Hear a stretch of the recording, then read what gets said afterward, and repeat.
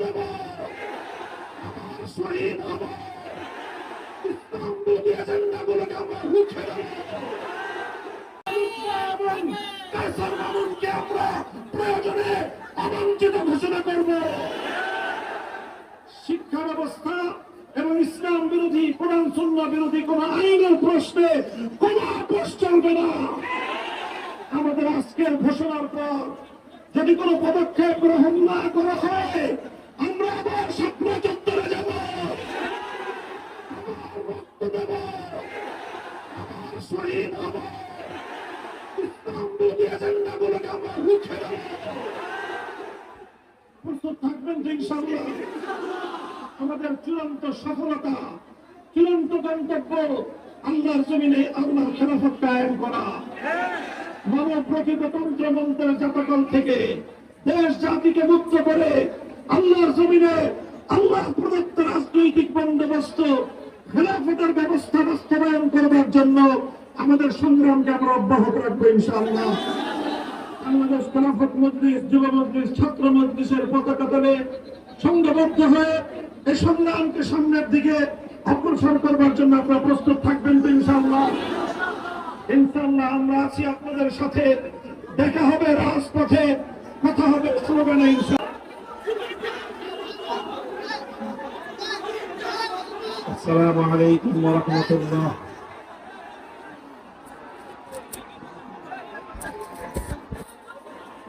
الحمد لله رب العالمين والصلاة والسلام على سيد الأنبياء والمرسلين وعلى آله وأصحابه ومن تبعهم ودعا بدعوتهم إلى يوم الدين. أما بعد، أعوذ بالله من الشيطان الرجيم. بسم الله الرحمن الرحيم. ولا تركنوا إلى الذين ظلموا فتمسكم النار. صدق الله العظيم.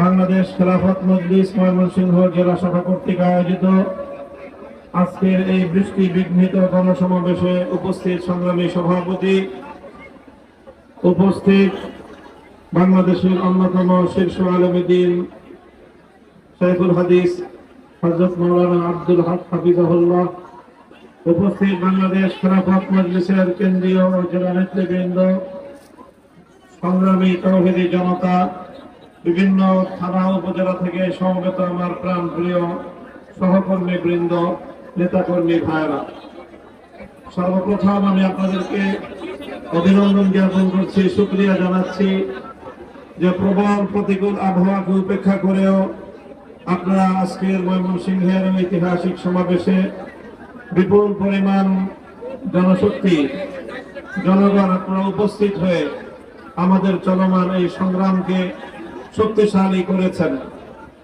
ইনশাআল্লাহ আজকের আপনাদের এই প্রতিকূল আবহাওয়ার সাথে, প্রতিকূল আবহাওয়াকে উপেক্ষা করে এই সংগ্রামে যোগদান, এটা প্রমাণ করে বাংলাদেশের মানুষ, বৃহত্তর ময়মনসিংহের মানুষ যে কোনো পরিস্থিতির মোকাবেলা করে আল্লাহর দ্বীনের জন্য, ইসলামের জন্য রাজপথে থাকতে তারা প্রস্তুত রয়েছে।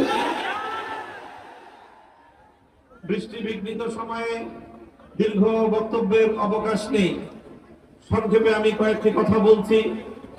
সর্বপ্রথম আমি আল্লাহ পাক রব্বুল আলামিনের শুকরিয়া আদায় করছি যে মহান রব্বুল আলামিন বাংলাদেশের মানুষের বুকের উপর জগদ্দল পাথরের মতো চেপে বসা স্বৈরাচারী জালিম শাহী শেখ হাসিনাকে উৎখাত করে এদেশের মানুষকে মুক্ত আকাশে বিশ্বাস গ্রহণ করার সুযোগ করে দিয়েছেন।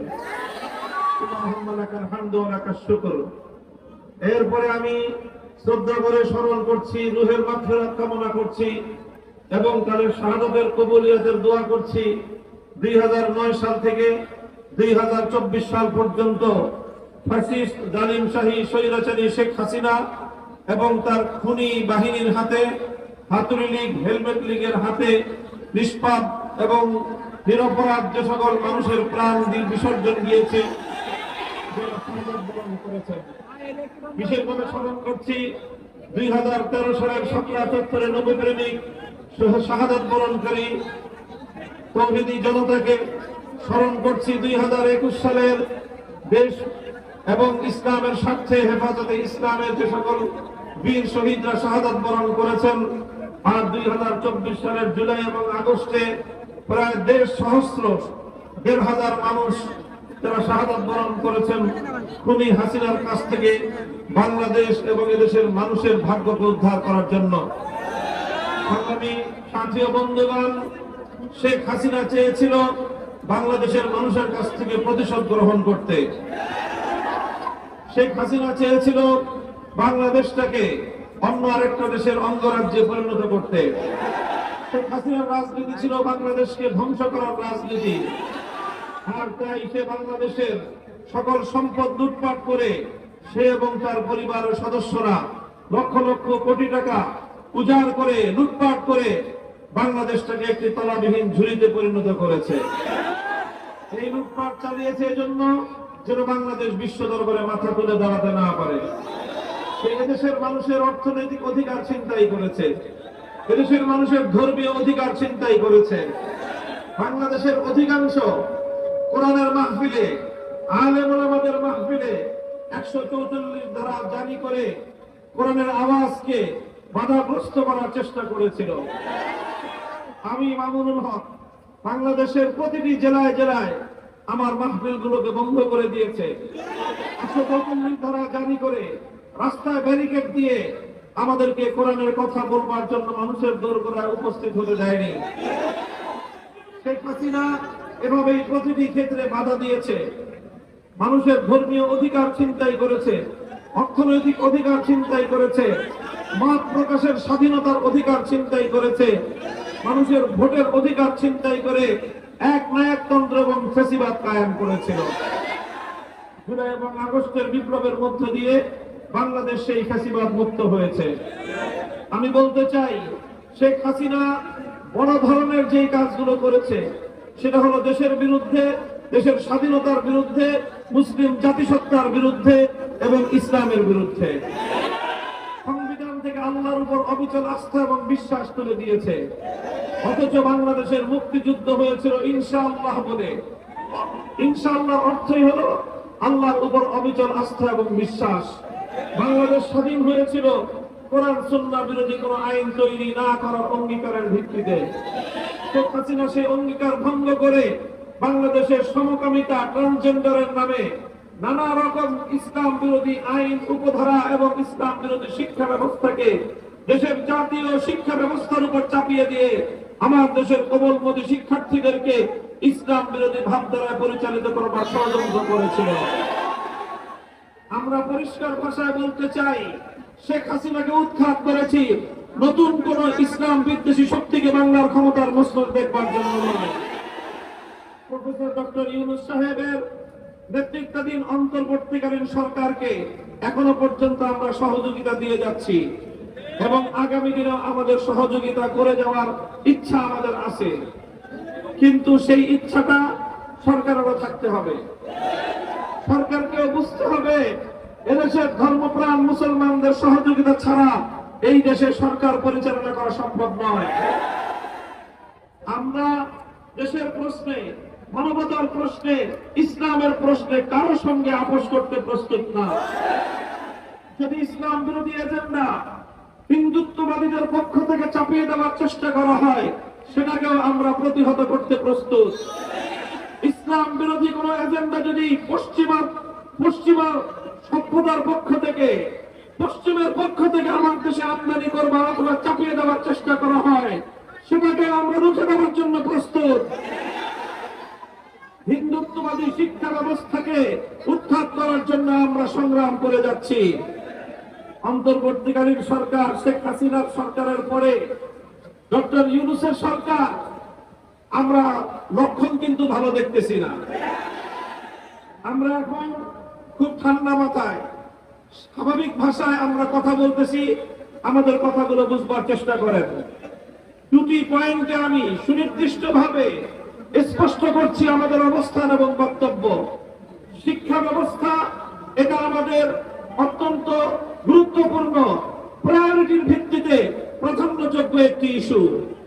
শিক্ষা ব্যবস্থায় হিন্দুত্ববাদ যেমন আমরা বরদাস্ত করব না, নাস্তিকবাদ আমরা বরদাস্ত করব না।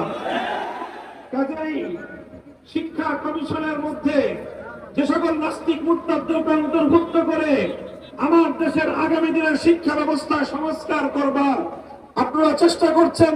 এই নাস্তিক মুরতাদ রাম বামদেরকে এখান থেকে সরাতে হবে। সুনির্দিষ্টভাবে আমি দুটি নামের কথা বলছি, কায়সার মামুন এবং সামিনা লুৎফা। এই দুই কুলাঙ্গারকে শিক্ষা কমিশনে আমরা দেখতে চাই না। ট্রান্সজেন্ডারের নামে সমকামিতার অসভ্যতা নোংরামি বাংলাদেশে বরদাস্ত করা হবে না। ম্যারিটাল রেপ, বৈবাহিক ধর্ষণ এক নতুন আইনের ধারা সংস্কার করে অন্তর্ভুক্ত করার পায়তারা চলছে। অর্থাৎ বৈবাহিক সম্পর্কের পরেও স্বামী স্ত্রীর শারীরিক সম্পর্ক কোনোভাবে যদি তারা প্রমাণ করতে পারে যে সেই মিলনের মধ্যে স্ত্রীর অথবা স্ত্রীর সম্মতি ছিল না, এটাকে ধর্ষণ নামে আখ্যায়িত করে তারপরে তার স্বামীর বিরুদ্ধে কোরআন সুন্নাহ এবং আইন অনুযায়ী তার বৈধ স্বামীর বিরুদ্ধে মানবতা বিরোধী ধর্ষণের মামলা হবে। এই চলছে বাংলাদেশের ষড়যন্ত্র। বাংলাদেশের বিরুদ্ধে গর্ভধারণ, জোরপূর্বক গর্ভধারণকে মানবতা বিরোধী অপরাধ হিসেবে আন্তর্জাতিক মানবতা বিরোধী অপরাধ ট্রাইব্যুনালের মধ্যে বিচার করার আয়োজন তারা করতেছে। আমরা স্পষ্ট ভাষায় বলতে চাই, এই সকল ট্রান্সজেন্ডারের নামে সমকামিতা, বৈবাহিক রেপ নামে, বৈবাহিক ধর্ষণের নামে এদেশের ইসলাম প্রবর্তিত বৈধ সম্পর্কগুলোর উপর খবরদারি করা, গর্ভধারণের নামে ইসলাম বিরোধী কোন এজেন্ডা বাস্তবায়ন করার চেষ্টা করলে আমরা কারবালা তৈরি করব।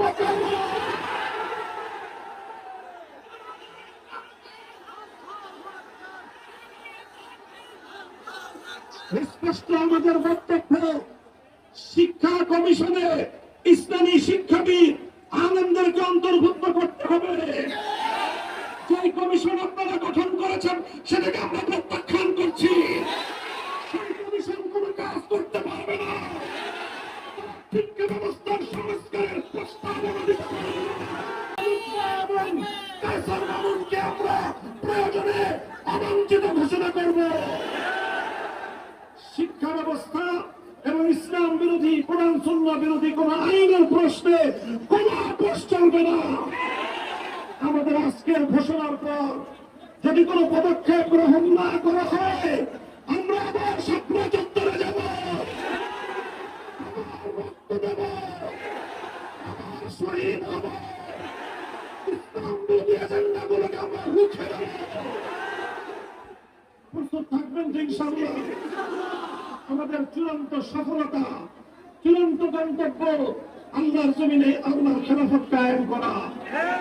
মানব প্রকৃত তন্ত্রমন্ত্রের জাতকল থেকে দেশ জাতিকে মুক্ত করে আল্লাহর জমিনে আল্লাহ প্রদত্ত রাজনৈতিক বন্দোবস্ত, খেলাফতের ব্যবস্থা বাস্তবায়ন করবার জন্য আমাদের সংগ্রামকে আমরা অব্যাহত রাখবো ইনশাআল্লাহ।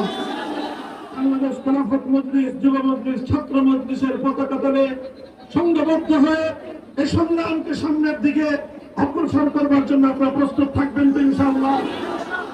ইনশাআল্লাহ আমরা আছি আপনাদের সাথে। দেখা হবে রাজপথে, কথা হবে স্লোগানে ইনশাআল্লাহ। খোদার আকাশ, খোদার জমিন, খোদার আকাশ, খোদার জমিন, এই সমাজ ভাঙতে হবে, এই সমাজ ভাঙতে হবে ইনশাআল্লাহ। এভাবেই অব্যাহত সংগ্রামের মধ্য দিয়ে আমরা হয়তো খেলাফত, নয়তো শাহাদাত, হয়তো খেলাফত,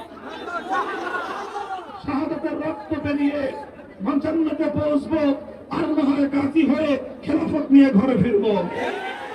আল্লাহ রাব্বুল আলামিন আপনাদের সকলকে তৌফিক দান করুন। প্রতিকূল আবহাওয়া উপেক্ষা করে বিপুল পরিমাণ জনতার উপস্থিতিতে আজকের এই সমাবেশ সাফল্যমণ্ডিত হওয়ায় আল্লাহর শুকরিয়া আদায় করছি। আপনাদের সকলকে অভিনন্দন, শুকরিয়া জ্ঞাপন করে বক্তব্য শেষ করছি। আখিরু দাওয়ানা আলহামদুলিল্লাহি রাব্বিল আলামিন।